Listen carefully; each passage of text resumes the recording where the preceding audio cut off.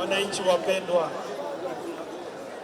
ama kweli dunia nzima imeshuhudia upendo mkubwa mlionao, heshima na uzalendo mkubwa.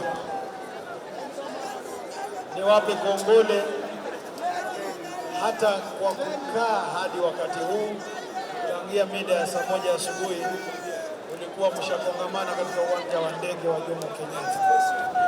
Ama kweli ni upendo mkubwa, na kwa upendo huo huo tupeane nafasi na tusonge kwa hali ya ustaarabu.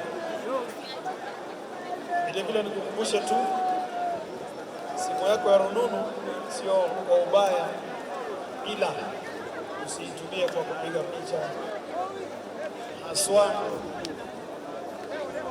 kwenda zake. Nikiangalia